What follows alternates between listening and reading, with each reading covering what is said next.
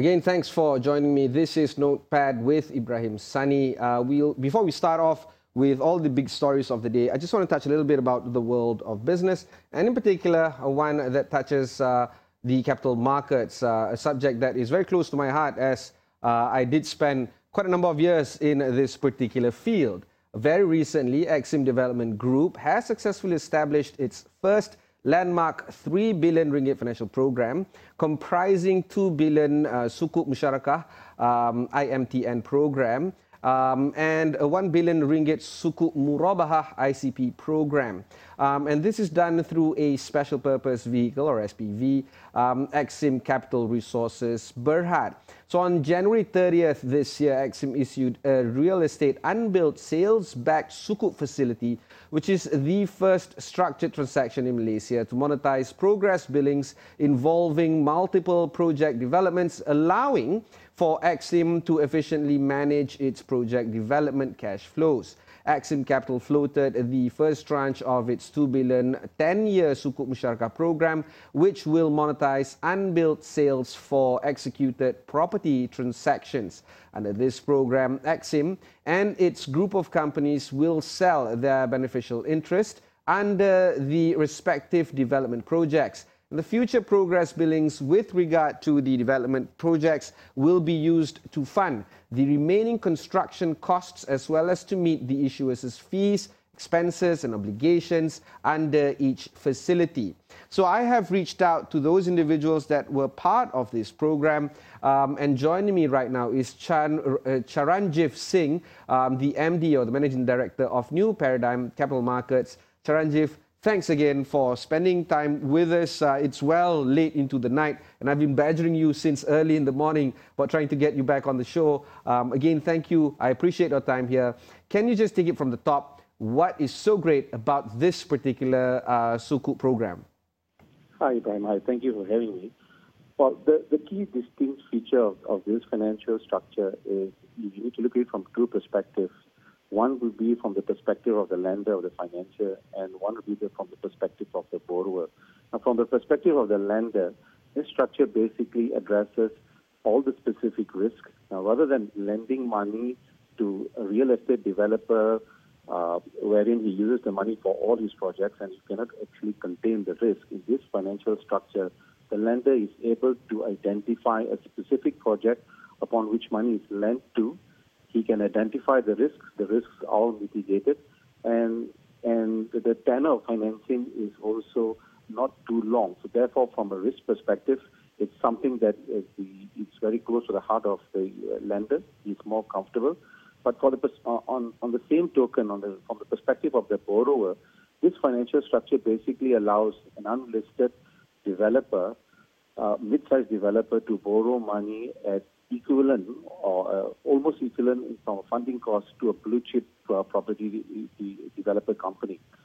Basically, it allows him to exhaust funds for a particular project to not only meet existing construction costs, but he's also allowed to extract some of his profits, which he can then utilize to do additional land acquisition or to pay off any other debts or even use for his working capital requirements. Charanjit, I just want to touch a little bit about the timing of the issuance of the Sukuk.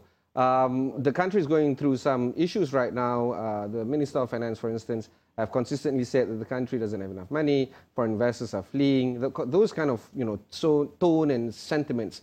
Is this the right time to issue this kind of program? Well, from a perspective of, the local ringgit Sukuk market, we are one of the largest and one of the most deepest markets in the world from a Sukuk financing perspective. There is liquidity.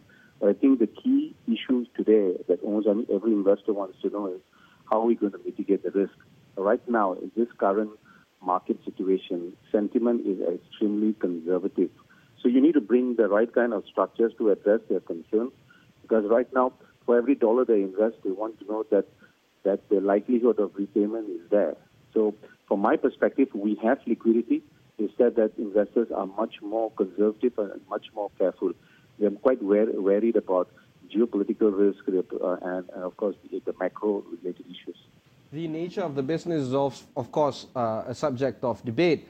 because we've seen enough reports arguing that there is an office glut in terms of property being offered here in Malaysia, more so in towns or big cities like Penang, Kuala Lumpur, Johor, those kind of areas where Exsim is actually trying to get themselves involved in. When you touch the story of the possibility of repayment, doesn't the business, I don't know, plan affects that risk in terms of trying to pay back the repayment? Well, you see, the thing about this structure is that before the developer is allowed to access this type of funding, he needs to demonstrate that he's already mitigated the risks involved. Like, for example, you're talking about office glut.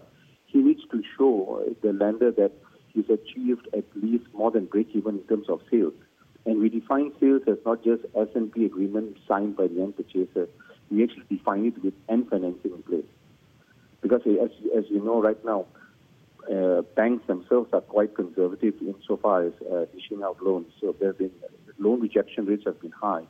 So for this financing program, in terms of mitigating demand and sales revenue risk, we define sales as S&P agreement with end financing in place. So if a lender is actually participating and taking a position in this particular type of a project financing for Exim, he's not taking actually his risk in terms of revenue or demand risk is quite mitigated because we've already actually stipulated up front that the developer needs to achieve that risk, that revenue in order for him to achieve the financing.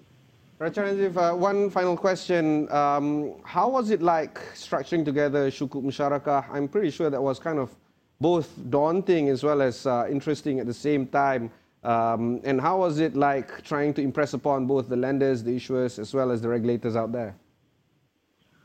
Well, we needed to actually demonstrate to them that the program, that this financing structure is in compliance with the requirements of the Musharakah. But you need to appreciate that in this financial structure, we actually combine two Islamic principles. We used the Sukuk Musharakah for the long-term part of the bond, and we used the Sukuk Murabaha to actually finance short-term working capital requirements for the project. We actually combined two Islamic principles. It was a little bit more complicated than your average financing, but at the end of the day, we were able to get the investors to appreciate the risks and also to appreciate from the perspective that the Islamic requirements are met. It also helps that you have the Sharia advisor endorsing the structure and providing comfort to all concerned that the requirements from an Islamic perspective is being met. Right, Charanjeev, again, thank you very much for spending time with us. It's well into the night and I'm pretty sure you have an early day tomorrow morning. That was Charanjeev Singh, the MD or the Managing Director of New Paradigm Capital Markets, speaking about the recently issued 3 billion ringgit Sukuk by Exsim. We'll take a short break, but when we come back, we'll discuss at length about Cambodia 47.